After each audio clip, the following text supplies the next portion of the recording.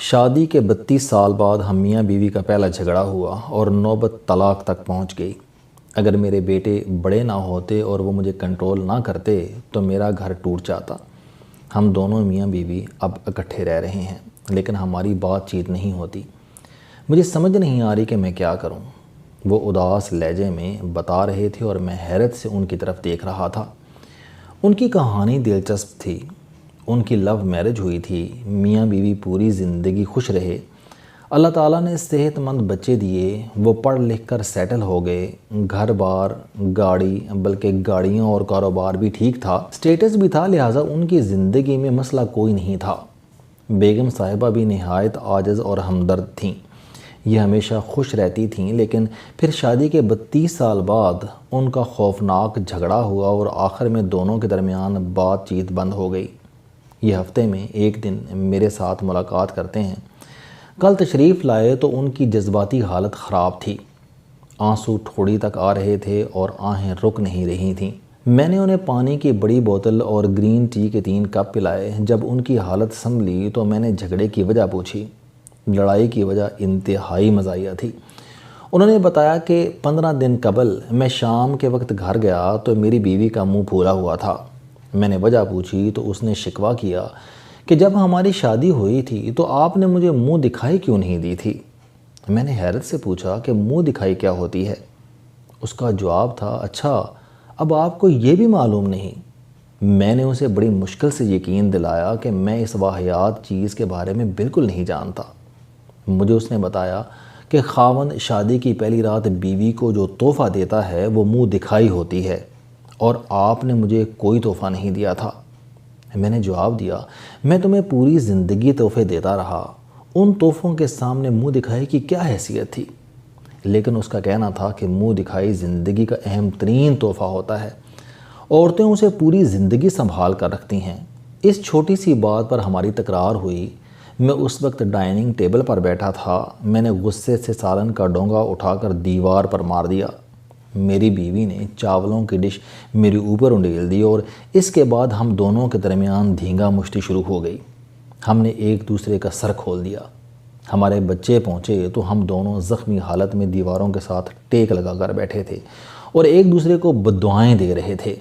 مجھے سمجھ نہیں آ رہی تھی کہ ہم میں 32 سال بعد اتنا غصہ اور نفرت کہاں سے آ گئی۔ ہم دونوں ایک جان اور 2 قالب ہوتے تھے، ہم اچانک ایک دوسرے کے دشمن کیسے بن گئے؟ میں نے اطمینان سے ان کی بات سنی اور اس کے بعد ان سے پوچھا کہ آپ سوچ کر بتائیں، ان دنوں آپ کی بیوی سے کس کی ملاقات ہوئی تھی؟ وہ سوچتے رہے لیکن انہیں یاد نہ آیا۔ ان کی بیگم میری منہ بولی بہن ہیں، میں نے انہیں فون کر دیا۔ انہوں نے بتایا کہ اس دن میری ایک پرانی سہیلی مجھ سے ملاقات کے لیے آئی تھی۔ میں نے ان سے پوچھا، کیا منہ دکھائی کی بات اس نے آپ سے کی تھی؟ بھابی نے تھوڑا سا سوچ کر ہاں میں جواب دے دیا۔ میں نے فون سپیکر پر شفٹ کیا، بھابی کو رانا صاحب کی موجودگی کا بتایا، رانا صاحب کو فون کے قریب بٹھایا اور پھر دونوں سے عرض کیا کہ ہماری زندگی میں رحمان اور شیطان دونوں انسانوں کے روپ میں آتے ہیں۔ ہمیں روز بعض ایسے بابرکت لوگ ٹچ کرتے ہیں جن پر اللہ مہربان ہوتا ہے۔ یہ لوگ رحمت ہوتے ہیں، ان کی ذات دوسروں کے لیے رحمت، برکت، آسانی اور خوشی کا سبب بنتی ہے۔ یہ لوگ تصوف کی دنیا میں رحمانی کہلاتے ہیں۔ ان کی خاص نشانی شکر اور ماشاءاللہ ہے۔ یہ جب بھی دوسروں سے ملیں گے ان کی اچیومنٹ، ان کی خوشیوں اور ان کی کامیابیوں پر دل سے ماشاءاللہ کہیں گے۔ یہ انہیں شکر کرنے اور اللہ تعالیٰ کا شکریہ ادا کرنے کی تلقین کریں گے۔ رحمانی لوگوں سے ملاقات کے بعد آپ خود کو ہلکا پھلکا محسوس کرتے ہیں۔ آپ کو اپنے سر، اپنے کندھوں کا بوجھ ہلکا محسوس ہوتا ہے، جبکہ ان کے برعکس کچھ لوگ شیطان کے ایجنٹ ہوتے ہیں۔ یہ اپنی ذات سے شیطانیت، بے چینی، فساد، جھگڑا اور تلخی ٹرانسمٹ کرتے ہیں۔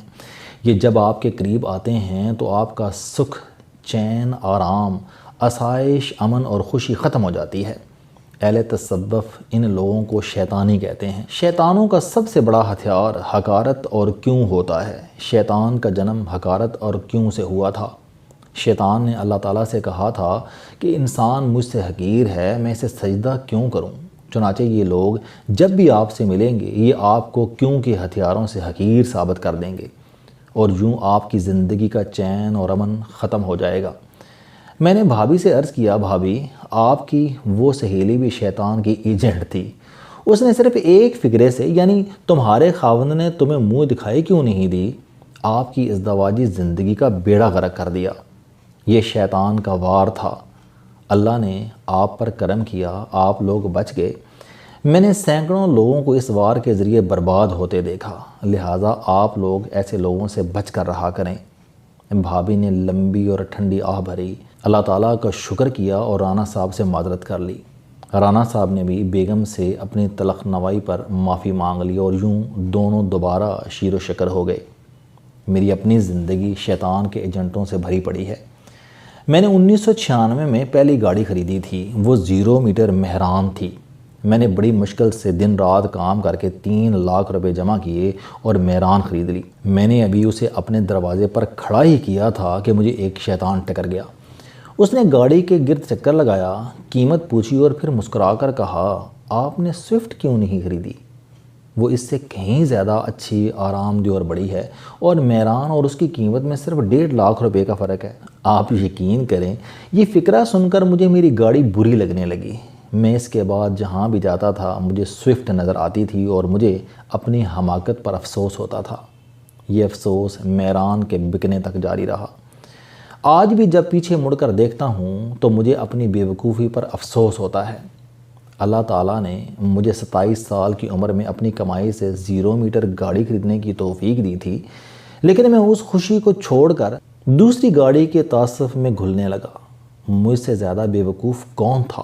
اسی طرح میں 2000 عیسوی میں ایک ایڈورٹائزنگ کمپنی میں کاپی رائٹنگ کرتا تھا۔ میں وہاں صرف 2 گھنٹوں کے لیے جاتا تھا اور مجھے وہاں سے ماہانہ 50,000 روپے ملتے تھے۔ یہ اس زمانے میں بڑی رقم تھی۔ یہ میرے بچوں کی فیس اور گھر کی گروسری کو کور کرتی تھی۔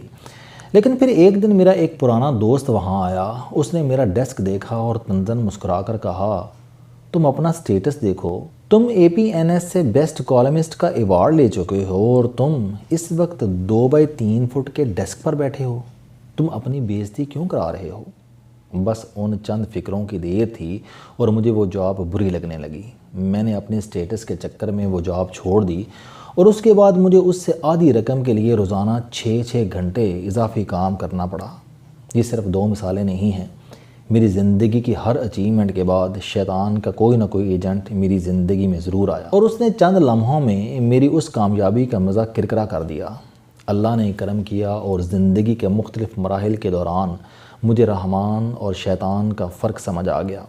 میرے پاس اب جب بھی کوئی ایسا شخص آتا ہے جو دائیں بائیں دیکھ کر برا سا منہ بناتا ہے اور پھر کہتا ہے، سر یہ آپ نے کیا کر دیا، آپ اگر اس کی جگہ یہ لے لیتے تو کتنا اچھا ہوتا، یا آپ نے یہ کیوں نہیں کیا، تو میں مسکرا کر دل ہی دل میں سورہ ناس پڑھتا ہوں اور پھر اپنے کان بند کر کے بیٹھ جاتا ہوں۔